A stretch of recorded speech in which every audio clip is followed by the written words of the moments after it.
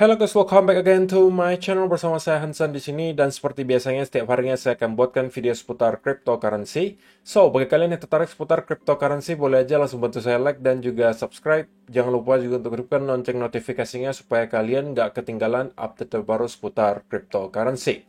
Oke, pada hari ini kembali kita akan bahas seputaran Bitcoin dan kita melihat market hari ini terkoreksi cukup dalam. Dan kita bakalan bahas kira-kira apa penyebabnya dan apa yang kira-kira bisa kita expect untuk beberapa hari ke depan. Namun sebelum itu, kita bakalan mulai dari CoinMarketCap terlebih dahulu. Per hari ini secara global market cap kripto berada di angka 1,13 triliun dolar atau turun sekitar 2,93%. Nah, Bitcoin sendiri di angka 26.969, Ethereum 1.711, BNB 307, XRP 0,47, Cardano 0,34, Dogecoin 0,072, dan Polygon Matic berada di urutan ke-9 dengan harga 1,04 dolar. So, per hari ini kita melihat market rata-rata dalam keadaan merah, penurunannya ranging antara 1, sekian persen hingga kurang lebih 5%, dan yang menjadi top performer hari ini merupakan XRP yang satu-satunya hijau di top 10 dengan kenaikan 4,28% menuju 0,47 dolar. So, itu adalah outlook sementara dari beberapa top coin yang ada. Sekarang kita masuk dulu ke beberapa berita dan data terbaru hari ini. Penyebab pertama guys, kenapa kita melihat market terutama Bitcoin itu terkoreksi secara tiba-tiba semalam, itu adalah karena Binance dan CZ itu kemudian dituntut oleh CFTC karena katanya melanggar regulatori Amerika Serikat.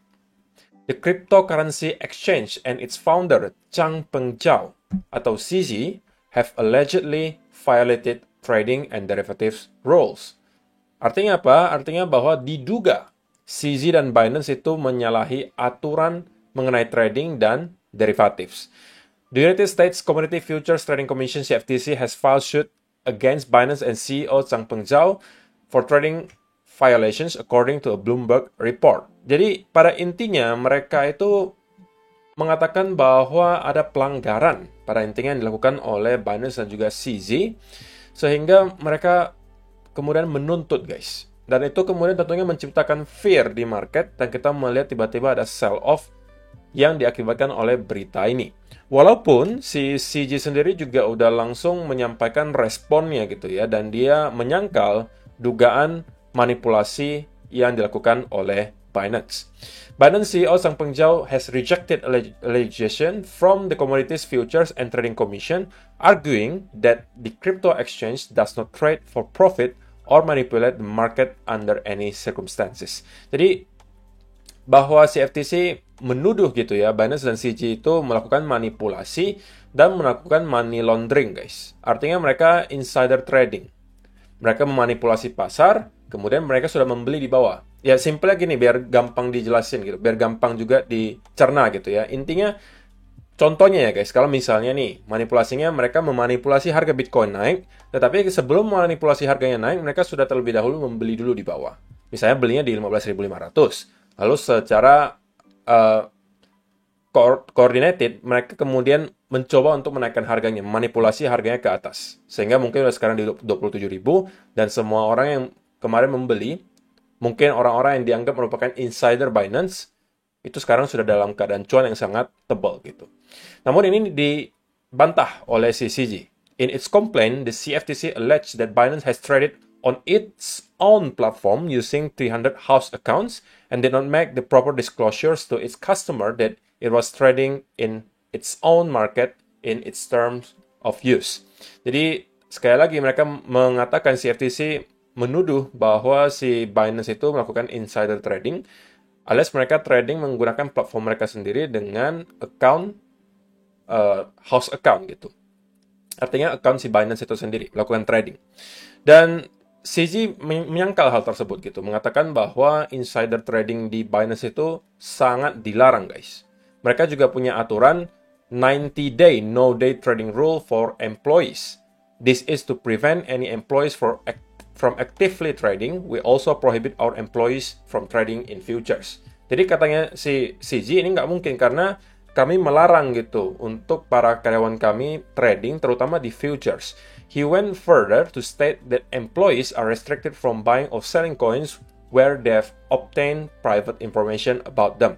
Dan juga CZ menyampaikan bahwa dia melarang gitu ya untuk para pekerja Binance atau karyawan Binance untuk membeli atau menjual koin ketika dia mendapatkan informasi rahasia. Artinya pastinya kan mereka mendapatkan informasi duluan guys. Kalau misalnya tiba-tiba ada koin yang bakalan di listing di Binance atau mungkin akan tidak di list lagi di Binance atau dihapus. Pasti insidernya udah tahu duluan dan mereka dilarang gitu untuk membeli dan menjual koin tersebut.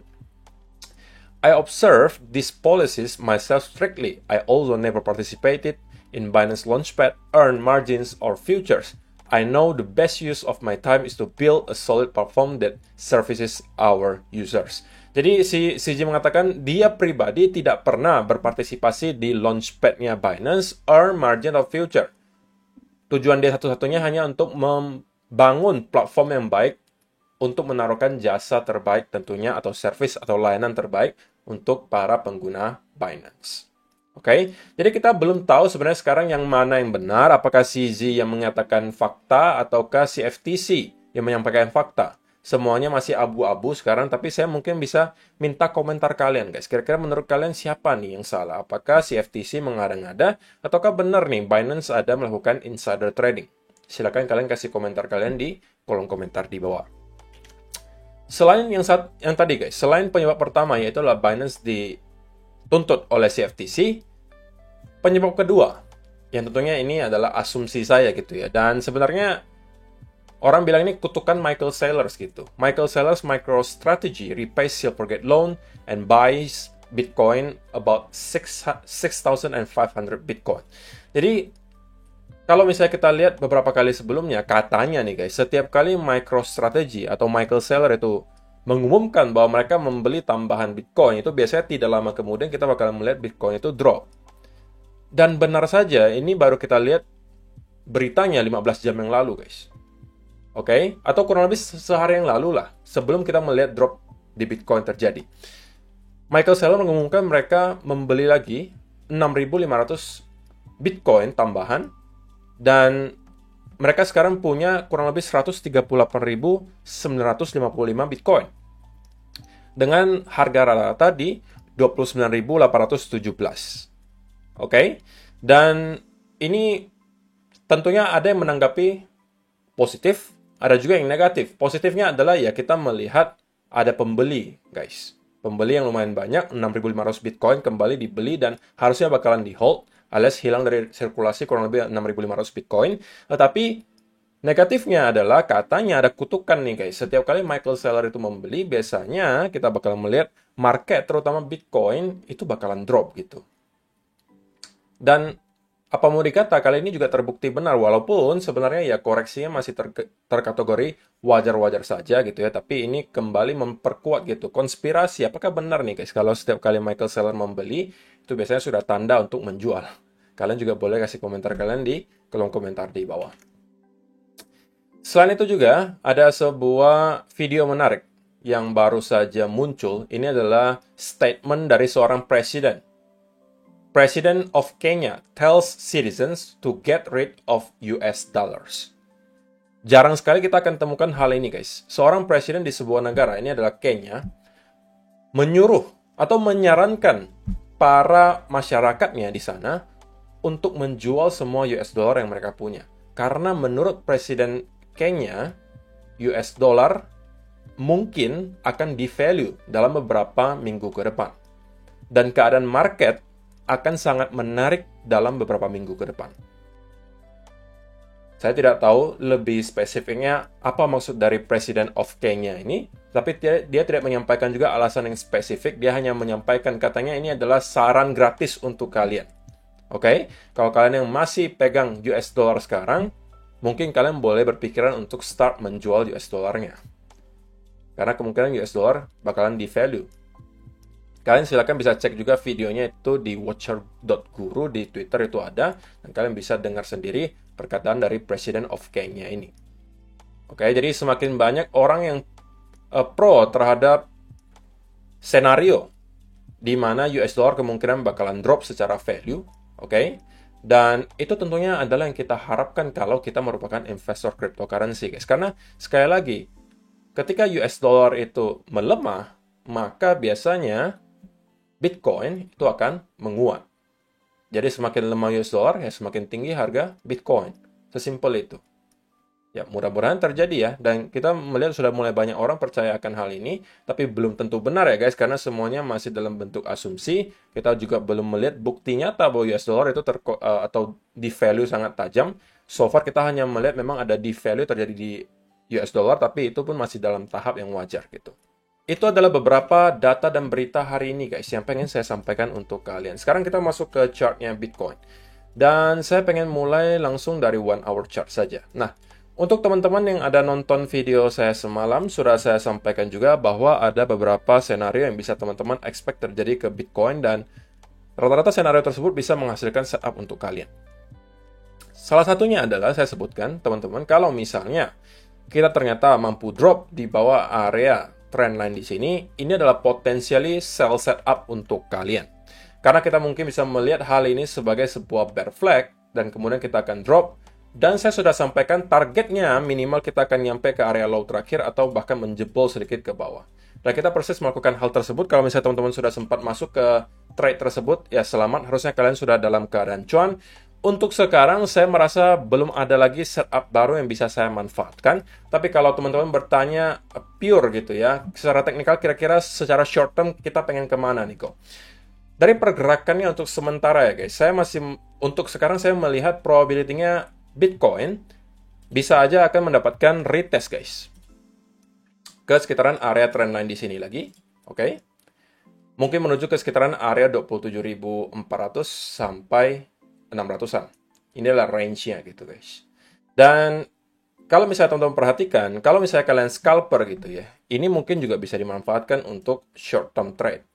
Scalping lah istilahnya. Kalian boleh masuk gitu ya, kalau memang nekat scalping, masuknya di sini, proteksi dirinya di sini, targetnya minimal di sini, atau bahkan di sini. Jadi ini secara RR ya harusnya masih ada kurang lebih minimal 2:1 atau bahkan bisa 3-4:1. Itulah sebuah trade yang cukup oke menurut saya. Tapi kalau teman-teman yang kemarin sempat short gitu ya, misalnya shortnya di sini gitu ya, dan kalian sudah take profit, ya mungkin sekarang kalian harus menunggu dulu, jangan buru-buru kembali masuk ke market. Kalau kalian kembali dikasih setup berikutnya, katakanlah ada lagi retest ke sini, dan kemudian kita drop dan membuat sebuah trendan yang kemudian kita drop lagi di bawah trendan tersebut, nah ini akan bisa menjadi sell setup bagi kalian yang berikutnya. Oke. Nah, untuk teman-teman yang pengen buy tetapi bukan untuk scalping, saya rasa di sini juga bukan tempat yang terlalu baik gitu untuk start membeli di sini. Saya akan lebih prefer untuk menunggu Bitcoin kembali ke area major supportnya mungkin di sekitaran area 25 ribuan, di sekitaran area di sini, dan kemudian mencari bukti yang menunjukkan bahwa bearish pressure atau selling pressure itu juga udah start untuk berkurang. Kemudian saya mungkin mendapatkan ada potensiali reversal pattern di area di sini. Kalau itu yang kita lihat, maka ini bisa saya manfaatkan untuk kembali masuk ke market dan kembali menargetkan ke sekitaran area 28.800 atau bahkan kita bisa melihat higher high yang baru kembali tercipta. Oke, atau senario keduanya, kalau misalnya kita memang tidak drop ke sini dan kita justru langsung sudah menyelesaikan koreksi di sini dan akan meneruskan kenaikan, maka at least teman-teman yang pengen mencari buy, tunggulah dia ketika breakout di atas trendline di sini. Oke, jika ini yang kita lihat, kemudian retest, ini mungkin worth it untuk dicoba. Kalian protect diri kalian di bawah trendline ini, masuknya ke kemungkinan di sekitaran area di sini, targetnya minimal ke sini, atau bahkan kita bisa ke high yang baru. Jadi ini juga adalah sebuah trade yang harusnya 2:1 atau 3:1. Gitu ya. Jadi itulah beberapa setup yang kemungkinan bisa teman-teman manfaatkan. Untuk sementara gitu ya, kalau misalnya teman-teman belum punya posisi apapun dan pengen mencari peluang untuk swing atau day trading, mungkin belum hari ini saatnya. Ini mungkin ada setup tapi hanya untuk scalping saja. Kalau yang tadi saya sebutkan terjadi, yaitu adalah kalau kita mampu break di atas area trendline di sini, teman-teman mungkin bisa mencoba untuk menargetkan minimal ke sekitaran area 27.500 sampai 27.700-an. Tapi selain hal itu, saya tidak melihat ada setup yang bisa kita manfaatkan sekarang. Sekali lagi, in the end of the day, it's not about every day you have to trade, guys. Tidak perlu setiap hari kalian berada di market, oke? it's about protecting your capital. Artinya, yang lebih penting adalah daripada kalian setiap hari merasa perlu masuk ke market, yang lebih krusial adalah kalian harus memikirkan untuk memprotect atau menjaga capital kalian. Jangan sampai kalian ngasal masuk hanya karena gatel tangannya.